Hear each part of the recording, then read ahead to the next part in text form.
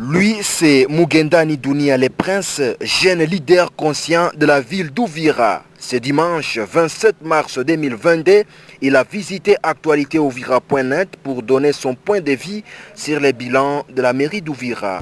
Moi, c'est Dunia le prince. Je suis un jeune leader d'Ouvira, un jeune très conscient, un jeune qui garde encore sa conscience dans son cœur, quoi. Je n'ai pas encore vendu ma conscience. Donc, j'ai toute la liberté de parler tout ce que je veux.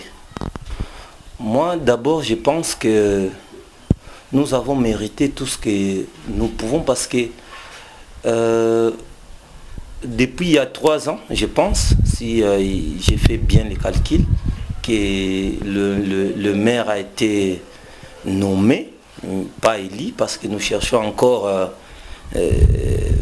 que demain nous soyons dirigés par les élus.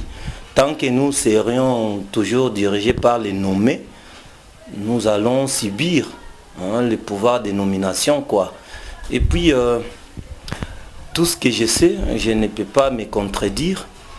Vous savez, le poste de nomination, lorsque vous êtes un maire et vous êtes souvent malade, souvent absent dans la mairie, vous pensez que vous aurez quel bilan?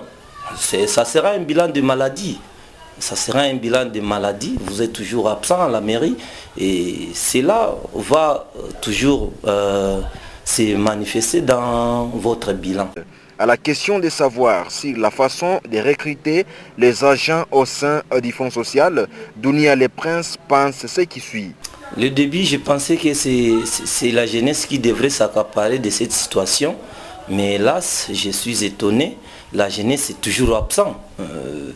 On nous a dit qu'il y aura un conseil urbain qui va s'en charger à mobiliser la jeunesse pour que la jeunesse s'accapare de cette situation. Mais laisse-moi vous dire que la jeunesse est totalement absente. Et maintenant, il y a des cris, il y a des gens qui...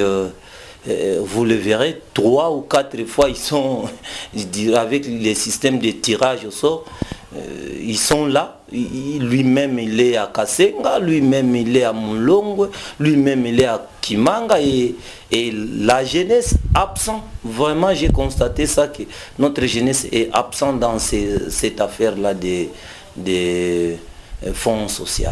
De tous les débuts, c'est la jeunesse qui était au courant de cette histoire. Et la jeunesse devrait déjà s'engager depuis le début. Mais je ne sais pas qui a freiné cette jeunesse à ne pas s'accaparer de l'affaire des fonds sociaux. Et aujourd'hui, c'est dans tous les conseils locaux, c'est de plaire. C'est tout le monde qui plaire. Oh, nous ne sommes pas dans ces affaires-là.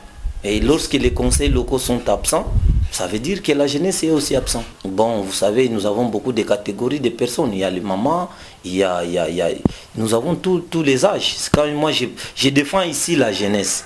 Quand je vous dis que la jeunesse est absente, ça veut dire qu'il y a d'autres catégories qui sont présentes dans l'affaire des fonds sociaux. Face à cette situation, notre interlocuteur invite la population, la jeunesse en particulier, à ne pas vendre leur conscience. Je suis en train de conseiller toujours à tout le monde de ne pas vendre la conscience. Lorsque vous avez déjà vendu votre conscience, vous ne pouvez plus travailler pour la société. Donc vous êtes mort. Vous vous promenez déjà en mourant. Ça veut dire qu'il n'y en aura pas de résultats parce qu'il n'y a pas la conscience. C'est tout ce que je peux dire sur cette question-là.